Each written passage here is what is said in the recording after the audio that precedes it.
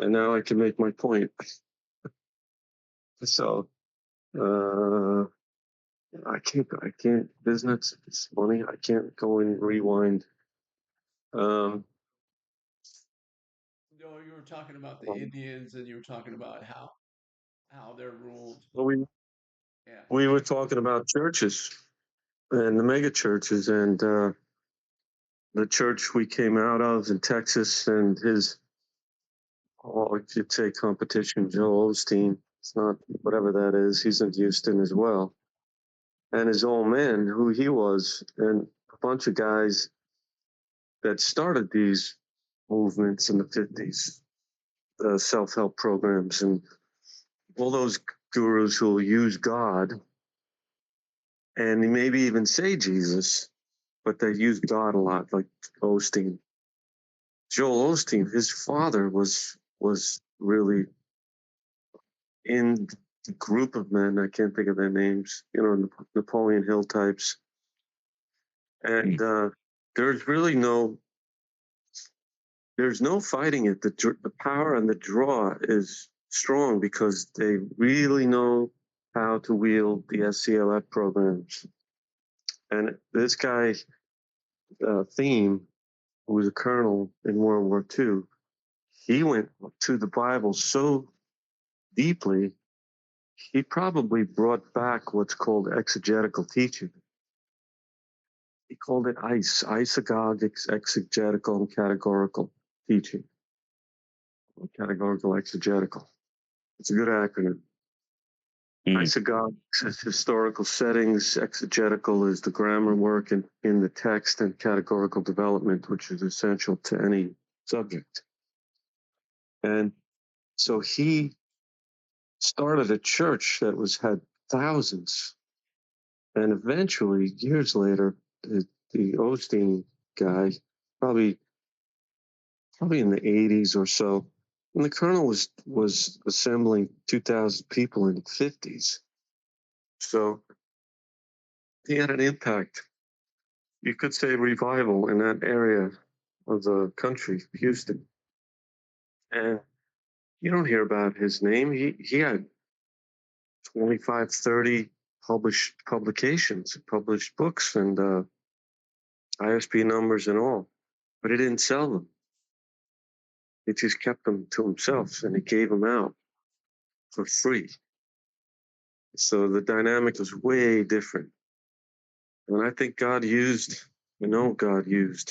him and that enterprise. So now it's dwindled. He's gone. His son's in charge. He still does the same thing. They basically develop, could say, I don't want to call it the the isagogic categorical exegetical teaching. I think they brought it back, but I'll say started loosely what's called the doctrinal movement. So doctrinal churches are teaching churches that develop the doctrines. I don't want to say the doctrines of men, but they develop doctrines which are teachings, which is legitimate. And it's really good, really important. And if I was teaching in face to face, I would do it. That's how we'd approach this curriculum and all. The problem is, I think, I'd say that loosely. I'm careful of these guys and myself too. We should all be getting it done. Ignite with the United States launched a. Say again? Oh, sorry about that. I don't know if you heard that. Yeah. Mhm. Hard to listen to two people talking, but I'll stop. No, I didn't want that to go on. Something's going on with this laptop. Uh, I was listening this morning. Well, I don't change subjects. It had to do with the cure for Alzheimer's.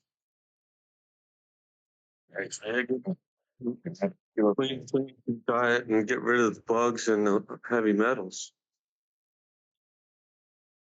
5 minutes over. Forward. So you have to take things that people don't want to take.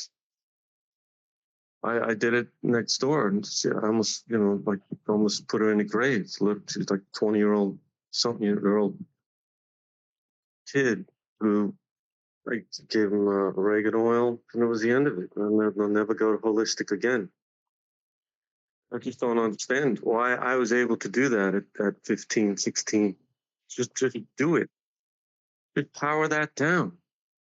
I mean, I'm still weak in it. I should be chomping on raw garlic and eating onions like an apple. You would have no problems. None. Okay? The foods for 99 cents will make you pure and healthy and happy. So why don't we do it? I don't like that. And that's a horrible, that's a horrible weakness in the human condition to me.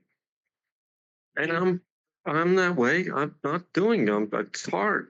And I should put my money where my mouth is and then get better at raw garlic, raw ginger, and raw onions. And of course, I have figured it out. Different onions, some of them should be cooked, whatever. The point is, your medicine is about 50 cents. You just can't get it down your throat.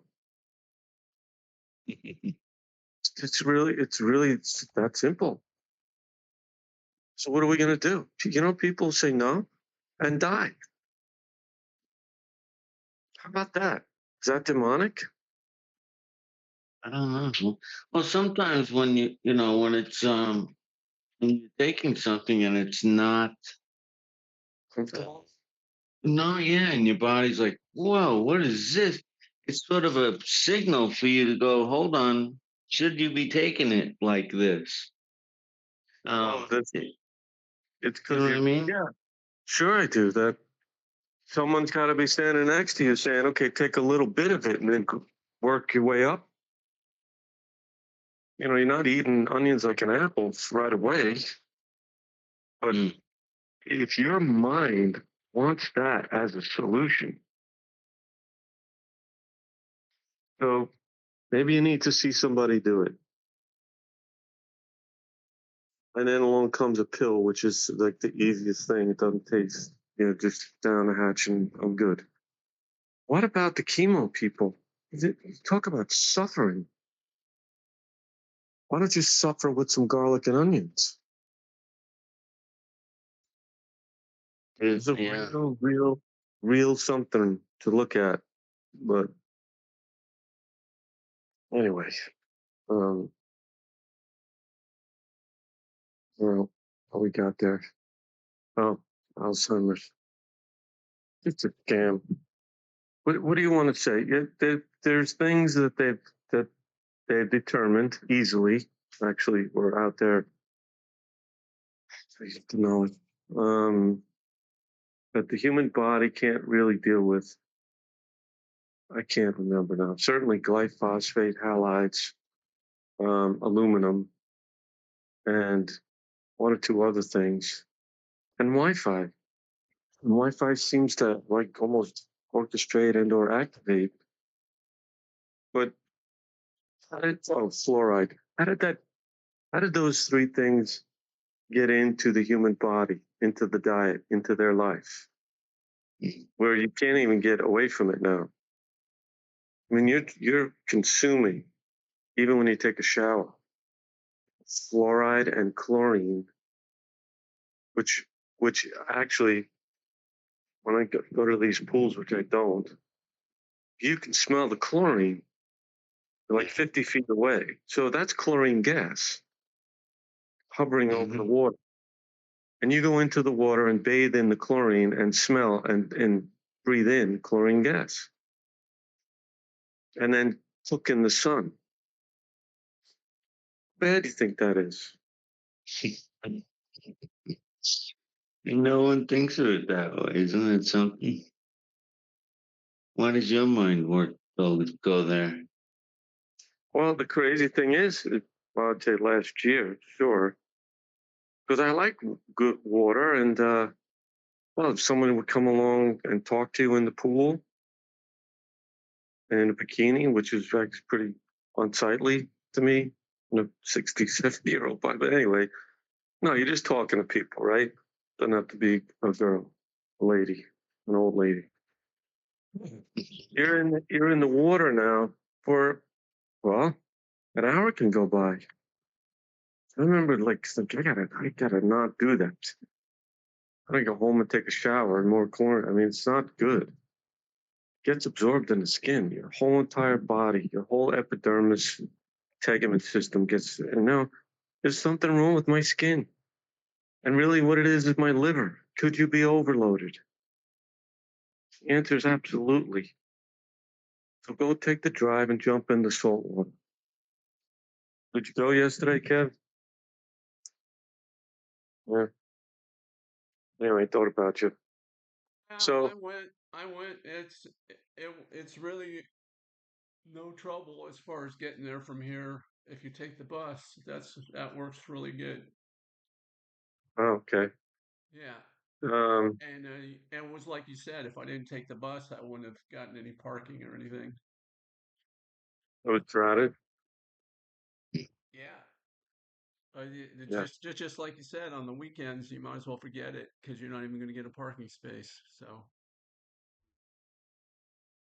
yeah. So anyway, it's better for your skin and Well, what was whatever great it is about we're it, all what was doing. great about it is that the fresh air there is fantastic. So yeah. It's people have really don't understand the value of it. I do. Um, it's actually why The I'm here. the other thing about it is uh you know why aren't we why isn't the average person learning about all these scammers? I think there's some kind of a payoff. In other words, you would think it would be a news story that they would put it on the news, but they don't put it on there because Yeah. I mean it's an easy story to put on the news where you could say, Yeah. you know, how much money they're making off these people, and then, but and also the banks are at fault too because the banks are not publicizing the fact that the spammers have the bank phone number, so they can call you on the bank phone number. Well, when I got involved in the loan mod thing, you had to work not directly, and I thought I was, but I don't think I was working with loss mitigation departments. And they were like three people who didn't know what they were doing and didn't want to do anything.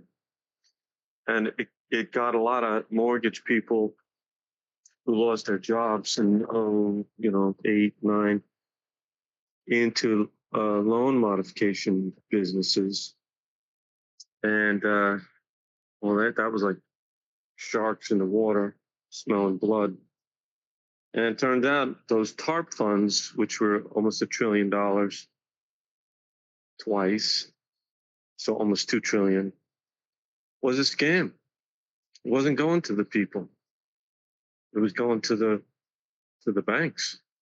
So whatever people are thinking, the banks, the lawyers, the politicians, the structures, everything is just playing everybody like a fiddle, Yeah, lying, actually. that's right. And Yeah. the way to make a lie work is to make a piece of it true. So devil's doing the same thing, including the person you want to marry, who gives you the head fake about I believe in Jesus. Like these really like probably stunningly beautiful girls, women back in their 20s and 30s who are now not, who at 67 years old say the same thing. I believe in God. Well, you know what's really funny over at the beach? There is so many females there, and there is basically hardly any guys. What beach are you going to? The Deerfield Beach, that's what I saw yesterday. I saw the kids and the females, and it's like one or two guys. Huh? Well, when I go, I never, a story in my life, I really don't talk to people. In the gym and the beach, two places I think are really part of life. I never meet anybody. I don't know what that is, but people don't talk. Anyway, who cares? They're all lost. I should go to church on Sunday, right? Whatever the case is, it's a it's a strange thing. I remember a long, long time ago looking at how did I even come across that a culture in judgment winds up having more female babies, and then you have a kind of an overpopulation of breeders. I just saw something in uh, blurb on one of those clips about Iceland, a bunch of other places where there's a dearth of marriable men who are in a marriage age. So there's like probably Eastern Europe to wherever the war torn areas are. The young virile men die. Now who's doing that? And if you studied out war and warfare, and really his book called The Banker's Wars, and then study the bankers and the banking system, and then get into the spiritual side of it, which very few people will take you into Babylonian conspiracies, Talmudic conspiracies, Kabbalistic monsters, which call them Jews. They're not Jews. They say they're Jews, and people hate the Jews because of them. And they've been around for millennia doing the same thing, but they're not Jews. So let's get rid of that term because it's actually a term of derision towards the Judeans, and they're not Judeans. Okay, and only since 1940, whatever, 8, has Israel been. You have to study Zionism. It's called Zionism, the resurgence of Israel. In the end, they're not Jews. They're not. Stop with your over the top allegiance, which is really almost a propaganda into the Christian churches here in America. And they laugh at the Christians.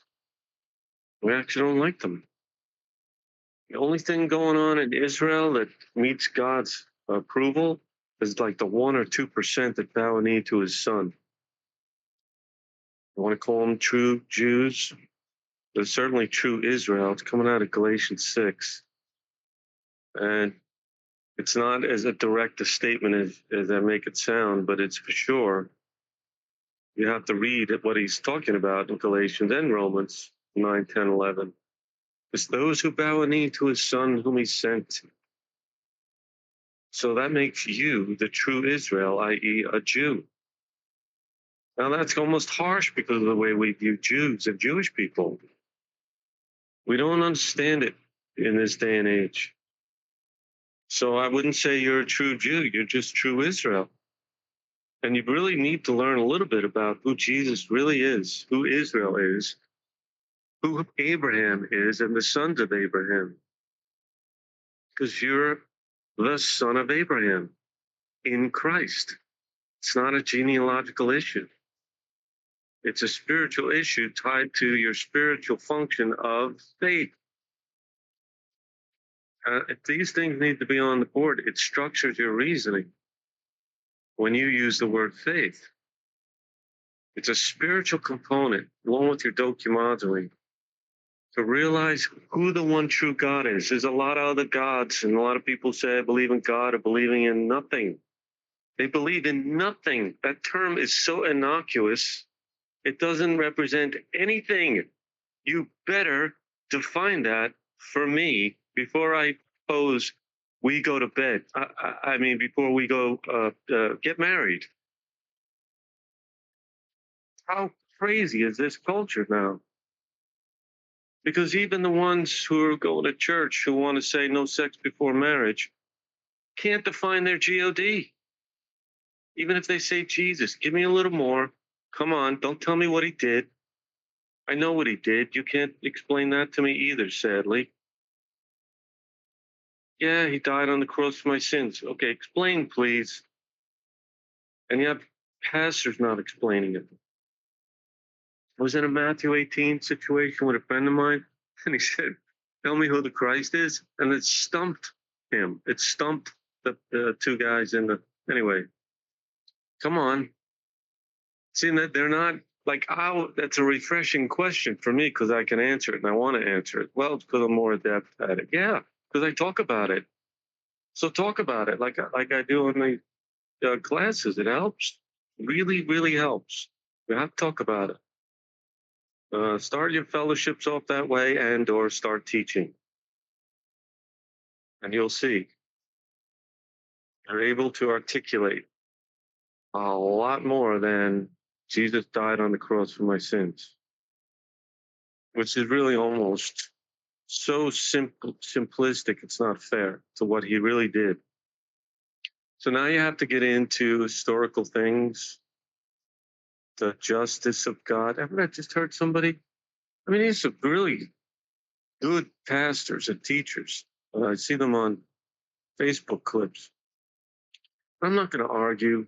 I mean, they're doing what they do, just like the guy we taught, Mark, Pastor Theme in Barack. I mean, everybody, including me, we all have a. In fact, I listen to these classes almost every time I want to clarify a point or two. And I actually can because I do while I'm listening. Like, so I'm not making mistakes. I'm just rattling or pouring out what flow of thought is, and there's a mistake, if you want to call it that, an error is really a better way to put it, that I would correct in a second, and I could see it, that I could correct it. Okay, so what is that? A slip. Whatever's going on, I see it. And that's why I would like to edit these because I could edit them myself in one list, one view. I could fix any slips. But anyway, the point is, if someone were to listen and they said, "Well, that's not. You see what he just said? He's wrong," and then that's the end of it. They would not listen to you because you made a mistake. See how it goes? Okay, I'm not that critical. I wasn't that critical with anybody, and even the people I'm talking about. I'm not being critical. Maybe it sounds like I am, but the point is, some of them are making statements that are problematic to the fundamentals of /their theology. And so I'm not going to be critical about them and say don't listen, but I will say, let's fix that. Like, for example, the justice of God. You enter into the condemnation of the justice of God by, and these guys are writing books and whatnot. Some of them are dead. And I'm a little bit like, you really have to understand the justice of God and that it actually is still in play and that it does condemn unrighteousness and that, okay, 2 Corinthians 5, where it talks about the righteousness of God, well, they'll say being imputed into you causes a justification. You're justified. Certainly in Romans, it's all about that. You're justified. God's justice and the wrath that comes upon injustice and unrighteousness is satisfied. How? Through faith in Christ. Yeah, come on. Everything that Jesus did to satisfy the justice of God and have the wrath that comes upon you come upon him. Now we're talking. Yeah, so when you say you believe in Jesus and he died on the cross, do you realize? No, we have to talk about it a little bit more, about the justice of God. And they want to sort of somehow push that away because we're no longer under that umbrella of justice. Well, what factor of justice are we under? Is God's justice assuaged and set aside now? And now it's only love, love, love? See what I'm saying? This is complicated. It's theological. And if I had the brainiacs listening to me, they'd all be on the edge of their seat, wondering what I'm going to do with how I'm going to make my point. And I'm sorry, but you're going to need whiteboards. It's a very complicated uh, area of study, but it's not that difficult. How about that? It's not. It's actually pretty straightforward to me. You can't separate the characteristics or the attributes of Almighty God. By the way, as an image bearer, you are made with those accoutrements.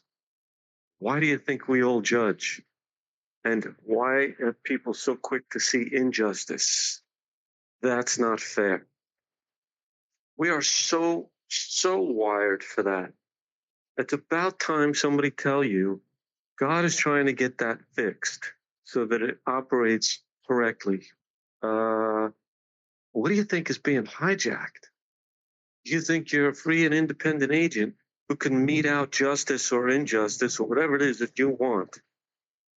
That would be your governments today. But anyway, if you get into the sociological mitigating factors of how it's not fair to do such and such a thing to someone who has so little and take the argument into a have and have nots, we lose sight of justice and injustice, righteousness and unrighteousness, and the love of God. And it's really should be studied like at what, 15? When your mind starts to be able to get into deeper aspects. What, at 15, you can learn from 15 to 18 everything you need to know about life in all its depth and intricacies, including philosophical aspects, which you probably should learn because the rest of the world is going to operate without God, the God of the Bible, and render it all human and therefore philosophical. See what I'm saying? I know I'm going fast, but really, let's just make the point about justice. The justice of God, which is the other side of the coin of righteousness, is in play to protect righteousness, which is really ultimately setting up holiness. Now, you could do what you want with the term, like others have, and say holiness is integrity. And it's fair because integrity is a good English word. But holiness is almost beyond definition because it's equated so specifically with a holy, righteous, loving God that he's bringing you to him closer and closer and closer. Yeah, so that there's absolutely no darkness in you at all. It works to have whiteboards with these concepts. There's dynamics attached to them which create a movement. You do move closer to him. You can move away from him. As a son or daughter, if you could sort of stop your forward motion, you could sort of almost start slipping away. Does that mean you could lose your salvation? See what people are doing with it? They're not using the terms correctly. And constructs on the board help you understand. Really, I just draw a circle. Here's God in the circle. Here's you moving into it. Now you're in through faith, your little portal entrance. Who's standing at that little portal entrance? The Lord Jesus. See the construct? It helps you. I can in my mind. Okay, now you're in. You're in. Thank you. You've been justified through faith in Christ. Come on in. Really, you're in the kingdom of his beloved. Colossians 1:12 and 13. You've moved out of the authorities that are outside the purview of that, let's call it the circle. And now you've been saved. You've been justified, meaning the justice of God no longer comes upon you in the form of wrath. That's for the ones on the outside of the circle, where the rest of the second heavens that live right here amongst you that you can't see operate, yeah, specifically on the sons of disobedience, Ephesians 2:2. Come on in. This is where you belong. Stay there. Can you go back out into that territory? Can you? I mean, you would have, this is where the brawl and the theological Donnybrook occurs. He'll never let you go back. Well, he won't throw you out, but it looks like, as per the second and third soils, it looks like you can go back out there. That's where your friends and family are. That's where money is. That's where, if you lay down the sword, you're relieved of all the suffering and the persecution. See, that's the second and third soilers. They leave because of the persecutions, or because, well, they want the bigger steak and apple cart. And they go back. Does the world offer and entice and tempt you? Now you're getting into abstract reasoning, because you have to see this in your mind's eye as concepts. And that's the eyes and ears to see. I mean, this is deep stuff, but not really. If you have eyes and ears, Jesus says it, the deeper things. And he goes, those who have eyes to hear and ears to see. Can I catch it?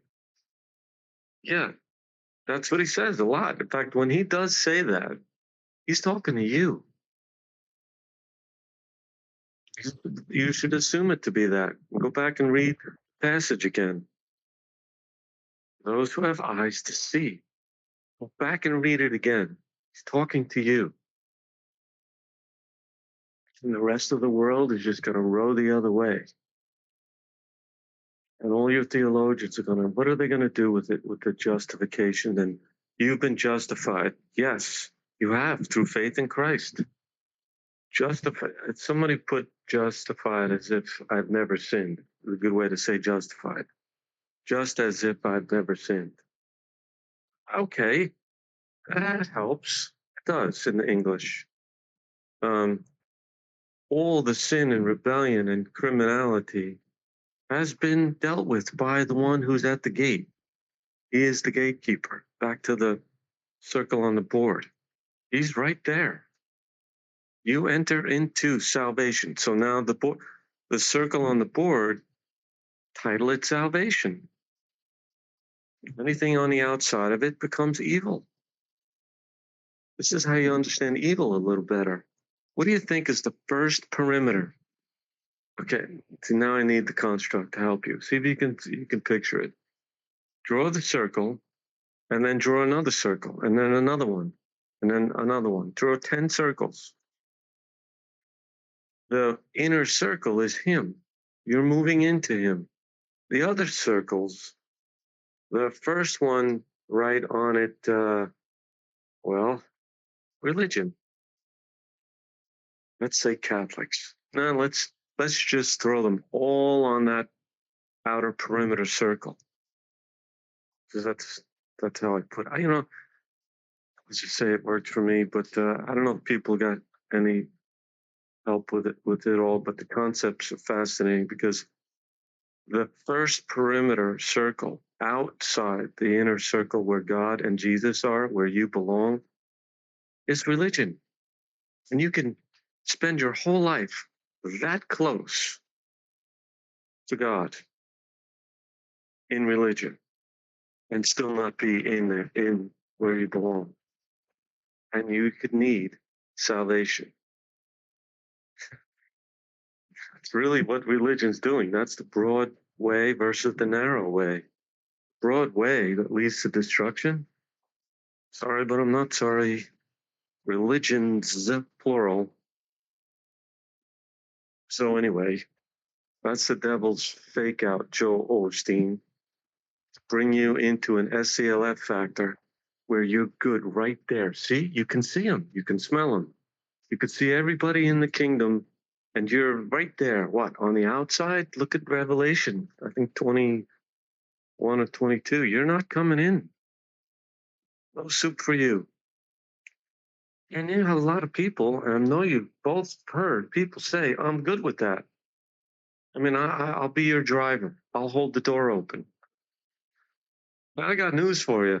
That's the devil. Get behind me, Peter. Yeah, really. This is what I'm going to tell you. That's a farce. The hell it is.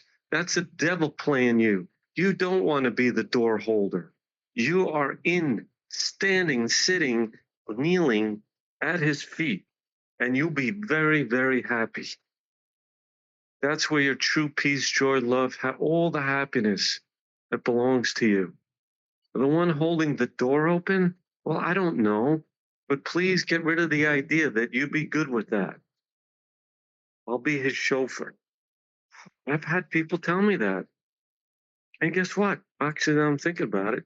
They were Catholic and they were far away from it, and I've never really heard from them again. That's what religion will do. It'll assuage your God consciousness, and I have God and I love Jesus and sing songs. And I got news for you. Do we enter into this on an intellectual aspect? Yeah, and meaning you use your mind and learn to deal with some of these more difficult theological concepts like justice. And I say yes. Okay, so finish the point.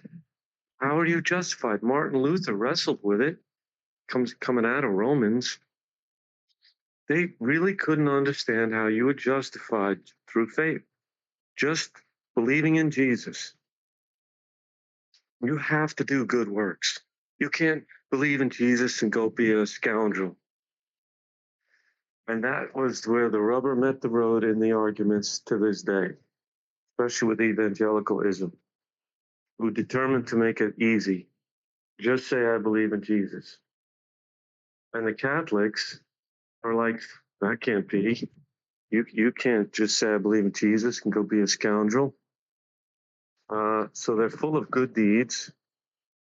And I think they think that they're good people. And here's where Christianity meets Catholicism. The nice runs out, and love will drive you right through a problem where you never hurt people and run them down. And you're always trying to help them spiritually. Well, let's just say psychologically. They'll have problems. Where's the love, brother?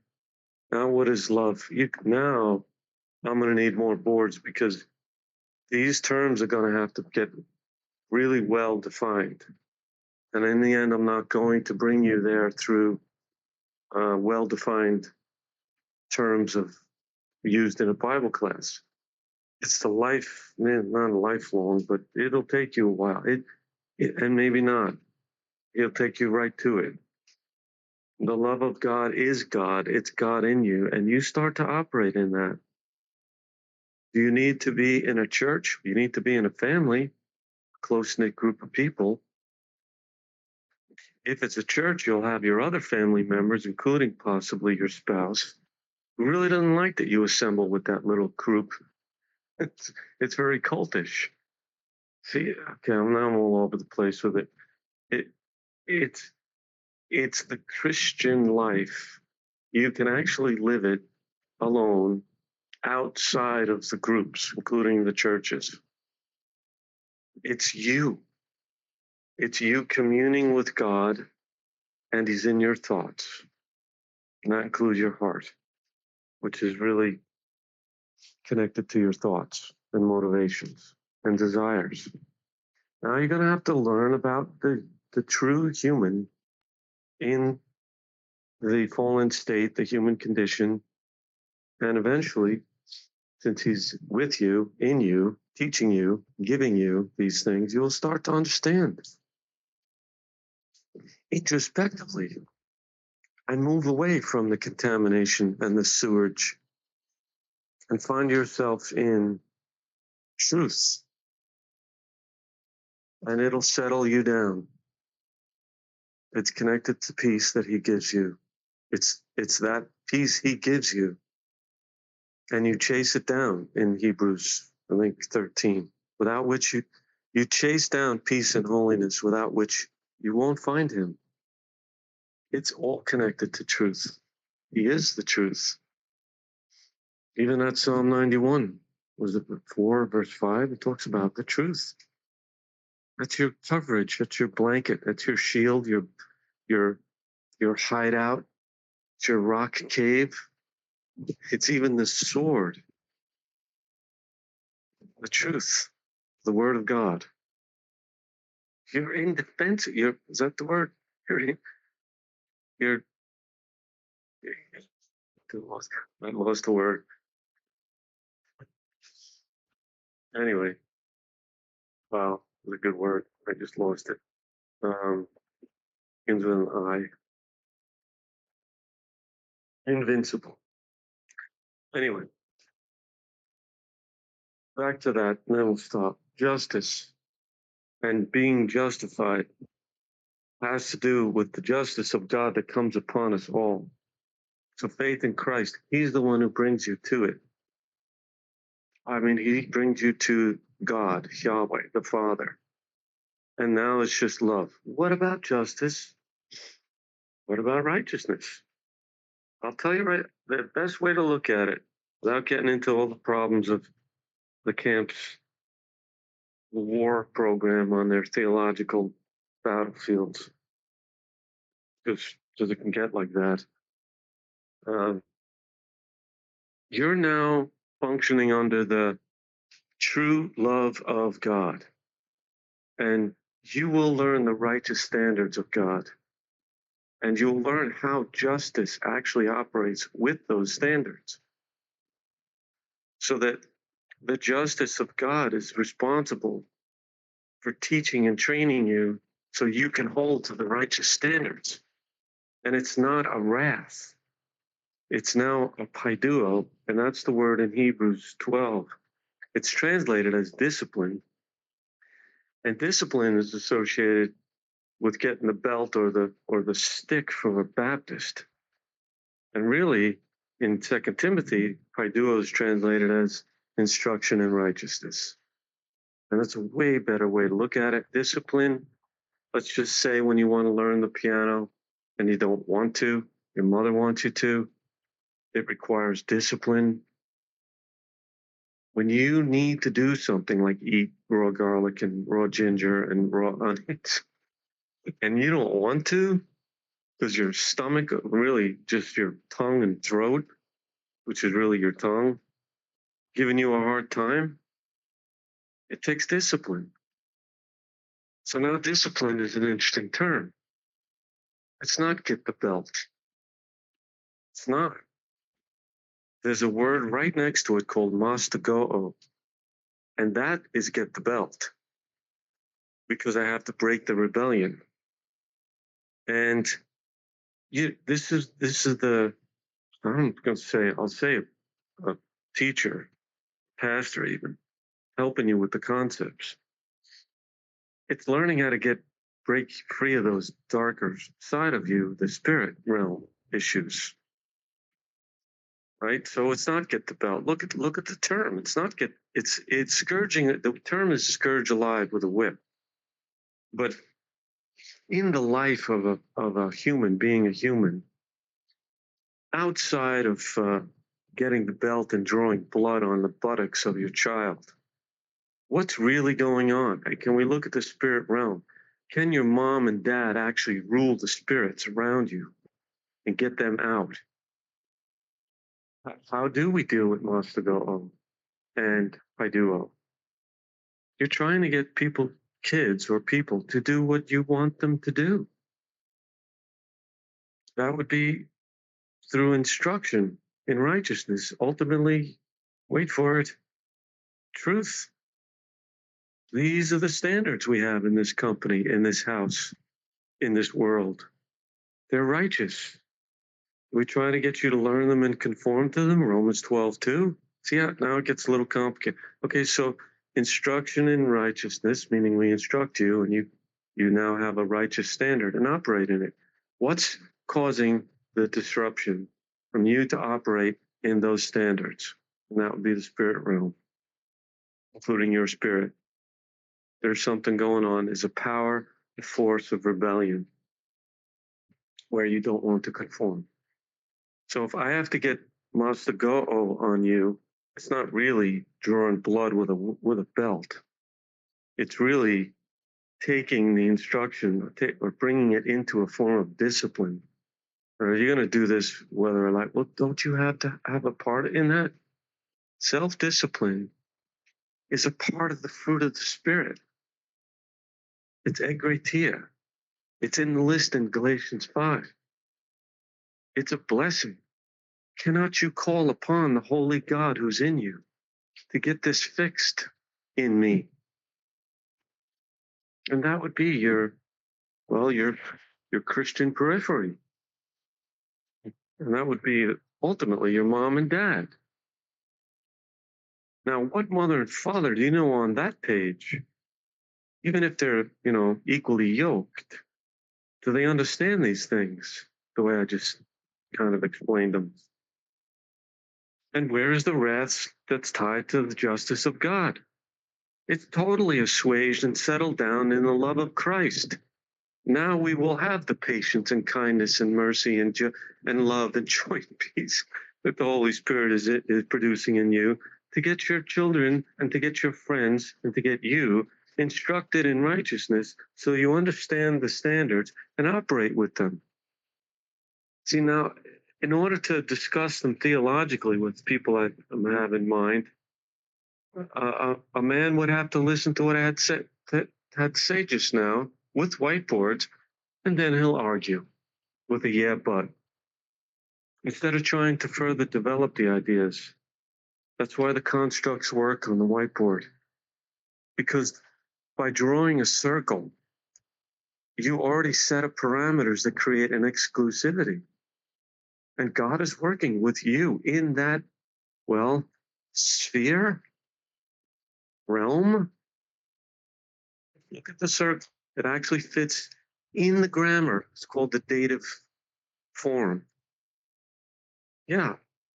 And that's where you reside. The love of God. And now you can further work with the justice of God and the righteousness of God and deal with wrath, a satiated, propitiatory work of Christ, right? To remove the wrath concept and now just train you. Ultimately, I could put it, and I'll put it on that around the circle, setting a perimeter of use a J, a justice. He's instructing you in righteousness. Embrace it. And now I'm just I'll label the whole circle salvation and then put inside the circle love. Now you can see salvation, justice, righteousness, and love. Just one little construct. I can see it. I've done it. I wish I could do it in front of you. I know it would help. And I don't even know how people don't turn around and say that changed my life. But I've never had anybody say that. So anyway, one of these days we'll do it. I'll have that and whatever, because that's dealing with Christianity with these terms. And I'm not sure standing up lecturing about it is helping, even writing a book. I don't even know if I helped you guys with it, but explaining it is important. Seeing it in some sort of a construct and bringing that in is important. And then wrestling with it in your reasoning, it develops. You see God. You see God. And maybe you will see passages like in 2 Corinthians 5. So, what time is it already? I guess I'll stop. Anyway, I hope I didn't. Well, you know what? I'll obviously listen to this again, and there was more said to set it up before he came in, Kev. But what's going on in these churches, I don't know. How could I know, right? I do know that when you finally understand what's in play for your salvation, which may be why a lot of people don't talk about it because they don't understand it, because it's not explained as a process. And then they get boxed into, I'm not going to go to heaven and I lose my salvation. And you wind up in Timothy where it says, don't argue with these silly women and or these silly theological discussions, the ramblings. You can't lose your salvation, whatever that means, unless you leave. Don't leave. You want eternal security? Don't leave. Don't quit.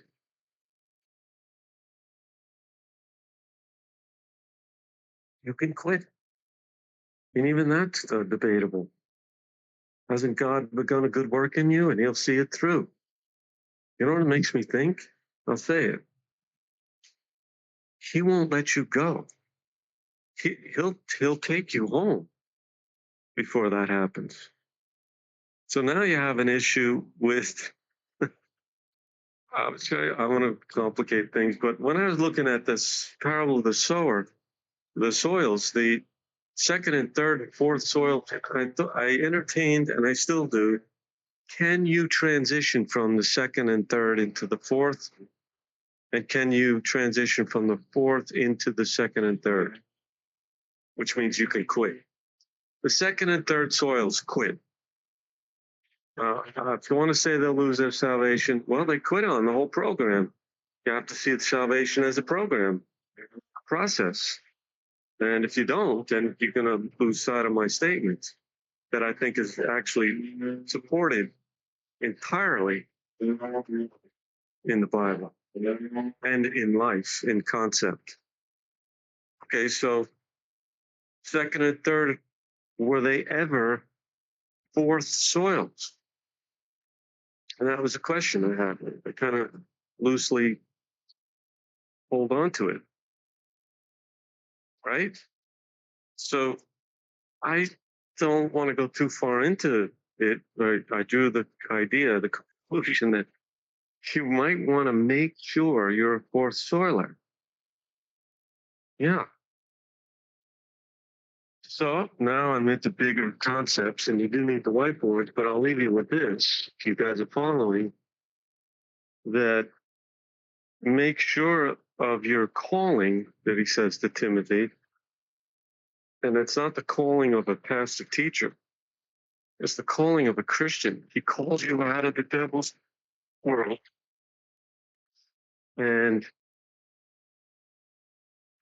then what? Here's that Colossians 1, 12 and 13 is integral to your gospel message, i.e. your understanding. You're in the kingdom of his beloved. So the called out ones, second, third, and fourth soilers, are called out of the devil's world and transferred. There's an authority transfer. This is me with some constructs on the board dealing with those terms, those passages. So out of a study with elect and the called out ones, he chooses, which is the kolektos, those who would be his. And you could easily put that in the fourth soil people group. And now it's a production issue, 30, 60, 100-fold production. So it looks like to me, without arguing with theologians, the fourth soilers are the elect. And he's picking the elect out of the called out ones. Called out is the ecclesia. So inside the called out group, the church, he's pulling a group of men and women, girls and boys, to become the elect and start producing. And then you don't have a transition factor. Maybe you do. It seems like you do. But either way, you want to stay inside that circle? Yes. Second and third soils? Yeah. I mean, just by discussing, I know I'm getting deep, but by discussing the idea that you can't lose your salvation, well, don't quit. We could use the Army analogy of being a Ranger or Delta Force SEAL team, high-end guys who train. That's the elect. Can you quit? Yeah. And you go right back into your deployment, into the Army. You stay in the circle. So now I'm saying that the second and third soilers stay in the circle based on Colossians 1, 12 and 13. That's why the constructs help on the board, because there's a lot on the board in my mind right now, and you'll see it. It will really help you theologically. Really. And there's people who would opt out. First, fourth soil ones is too much, too much. You have to make your whole life eat, sleep, and breathe training in Christianity. And they don't want to do that.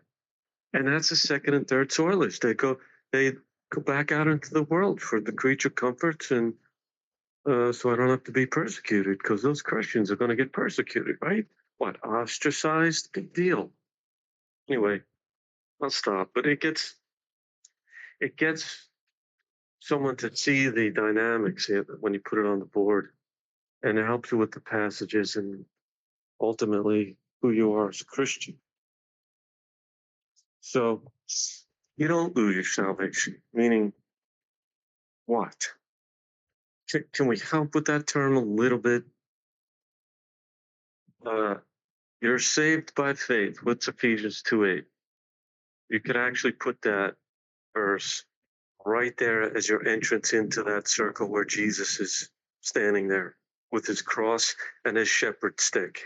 For by grace you have been saved through faith, not of works, lest anyone should boast. It's a gift from God. Come on in and stay here. Don't go back. It's like that. And now you don't really have to deal with all those terms that people want to beat you up with. You're under the umbrella of the love of God, which has what? Shouldn't we learn some attributes? Righteousness and justice, eternality, grace, mercy, hope, omniscience, omnipresence, omnipotence. You need to know that's God's, the basic fundamentals of God. And that as an image bearer, made as in his image, you actually have those attributes. And if they're related to him, like Jesus had completely as a human, related to all those terms, even the omnipotence played out in him as a human on earth. Yeah, to obviously a limited degree. Look what he did. And he says it's the Father working through me. How do you take that away? That's ours. You're his son, his daughter. So is that having a form of godliness, denying his power in 2 Timothy 3, I think? Anyway, thanks for letting me talk. This is deep but fundamental. It should actually refresh you. And if it bothers you that I got this way, then I don't know what to say. Come back for another cup of coffee tomorrow. I'll stop.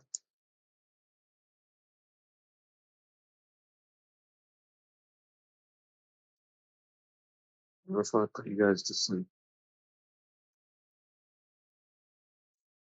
No, you covered quite a bit of stuff, so Yeah. I listened to it about 3 or 4 Yeah. times to get it.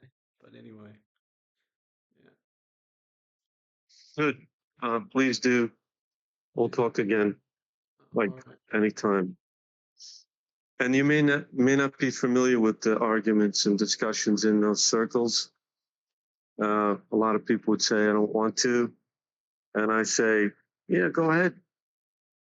And when you find men, even let's say a guy like in your Friday Bible class, I've met them and they get very theological and they're studiers, which may be indicative of a teacher gift, but it gets real arduous when you just get theological. And I'm not trying to get theological. I know you need to understand these terms that build theologies and think about how vast the books and all the theologians, the discussions on these concepts really are. And I hope I enlightened you and nailed it down a little bit. Certainly the whiteboard would help. It really does help. But so in the meantime, you have to either come on over and I'll do it, or just listen again, because It is. It is something you can learn. Probably worth learning. Okay, you know what I'm saying? So let's figure it Well, out. those guys on Friday are interested, so we might be able to do it over there. Yeah. Yeah. But That's yeah, the one I know. I think the next step is also the whiteboards. Yeah. Mhm. Yeah. And the reason is because you got to do you're doing something a little different from everybody else. So, Yeah, I guess. yeah. And people don't like it. Odd as it is, I've had people not like it. Well, I did use a whiteboard even in Schaefer, uh, giving, you had to write papers, and I wrote, actually, it was the eschatology class. I did a construct, and they liked it. I even had somebody ask me to talk about it, but um, I'm not doing it to complicate matters. It makes things easier. So it's God's blessing to me. So, yeah, get the whiteboard out. See if you can get one in there. Even if we have to drag it, we can go to Home Depot, get one, rip 2 feet off it. That's the first thing I did back in '02, literally. I don't even know how I got that thing home. I stuffed it in my car, I think.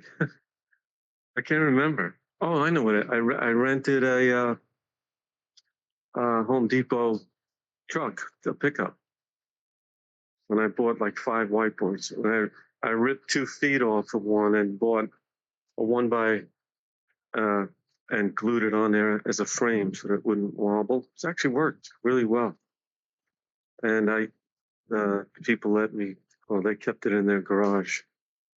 I think we talked about it, Kev. I don't think there's anywhere we can keep that. So we got to throw it in the back of your truck. Yeah, obviously you're gonna have to figure out a way of doing it, but we'll figure out something. Yeah. I just said it. Yeah.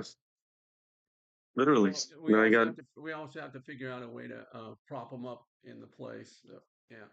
them on. Yeah, Yeah. that's how I did it. But That might I be, actually did it in yeah. my friend's church. It's always these real small little details, but the thing about it is you can't overlook them, but you can get by them real easy. So, yeah. Yeah. Hmm.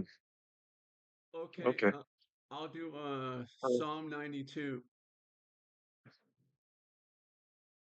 It is good to give thanks to Yahweh and sing praises to your name, O Most High, to declare your loving kindness in the morning and your faithfulness every night on an instrument of 10 strings. There you go. On the lute, on the harp, with harmonious sound.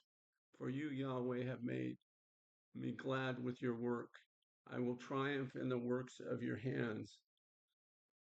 O Yahweh, how great are your works! Your thoughts are very deep. A senseless man does not know, nor does a fool understand this when the wicked spring up like grass, when all the workers of iniquity flourish. It is they it is that they may be destroyed forever. But you, Yahweh, are on high forevermore. For behold, your enemies, O Yahweh, for behold, your enemies shall perish, all the workers of iniquity shall be scattered. But my horn you have exalted like a wild ox. I have been anointed with fresh oil. My eye has also seen my desire on my enemies. My ears hear my desire on the wicked who rise up against me. The righteous shall flourish like a palm tree. He shall grow like a cedar in Lebanon. Those who are planted in the house of the Lord shall flourish in the courts of our Yahweh. They shall still bear fruit in old age. They shall be fresh and nourishing to declare that Yahweh is upright. He is my rock. There is no unrighteousness in him. Amen. mhm. Amen, amen, amen. And again, So there you go. They're telling you how to do the Psalms. It's on the lute and on the harp. harp. Somebody played it, currently at my dad's funeral, but somewhere recently I heard it. It's a not a popular instrument anymore, but it's really pretty. I was at a restaurant. Well, where was it? I can't remember. But anyway, The yeah. Irish do the harp. Okay. They do the It's harp beautiful. and they do the lute. And what's sad about it is it's the females that do it. But yeah, anyway, That's fine. yeah, God bless it. yeah, It belongs in the hands of females because it's such a pretty soul soothing thing. yeah. And that does belong to women. It really Okay, does. yeah. It's the feminine side of things. They could soothe the savage beast in men, Well, you know what's funny women. about it is when they do it. You're right. It has a very what would you call calming effect. Everybody is basically just relaxed by it. Very calming. Yeah. I got news for you. That belongs to the female side of things. Yeah. Yeah. And the females that don't have that are in some sort of malfunction. Yeah. So that men responding, yeah, well, that's not leadership. Yeah, got that a little off. I won't talk about how that was pushed away or over exaggerated. But what is femininity?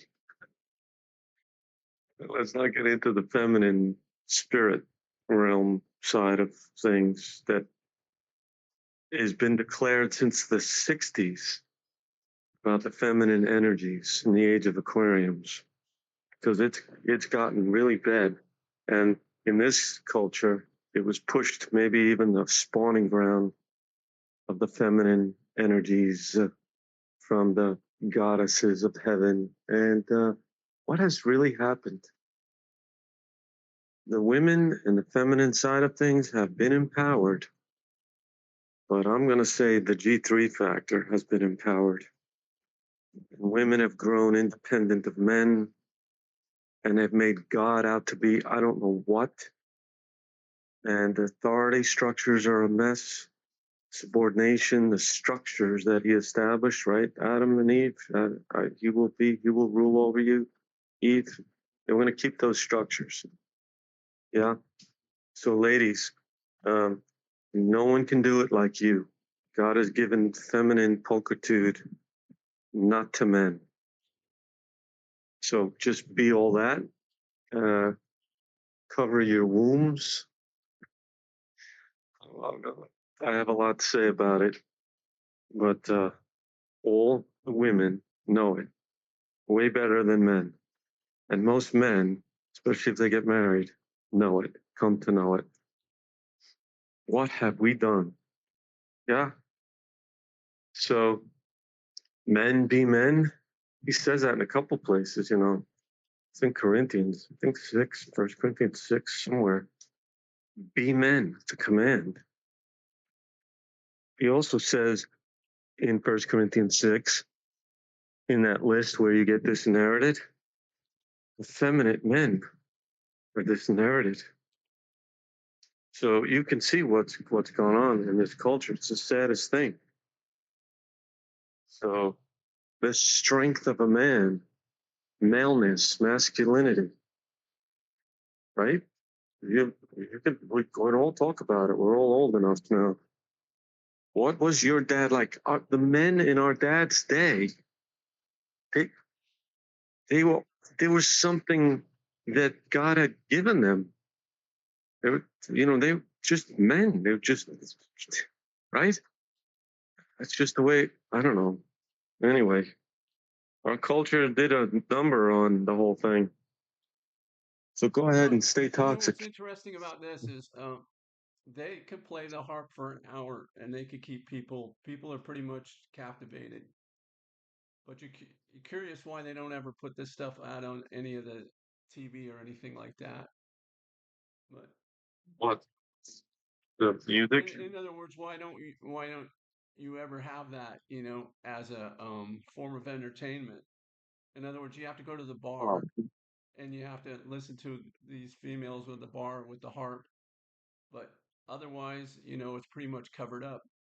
There's no like you couldn't have that over here. Maybe you could, but it's not in demand.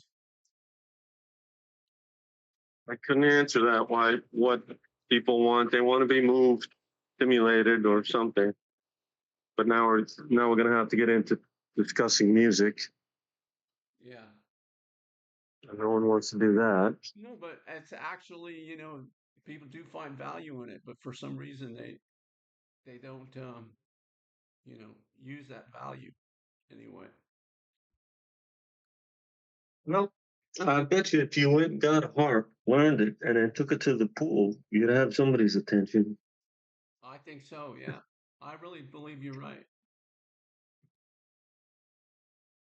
Okay. I don't even know how to even, whatever. Anyway,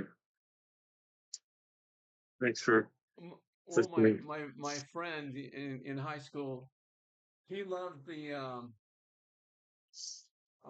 what is this?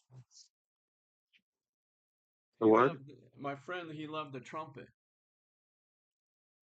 So They actually gave, he used to take the trumpet out in public. Yeah. they, they, they, they had band in our day, and they actually had instruments that were more towards the girls, violin and flute, clarinet. We didn't even do the harp. And then the other ones that belonged to the guys, they were seemingly a little more aggressive, which was the trumpet, the brass, the percussions. And, you know, you didn't see boys go for the flute.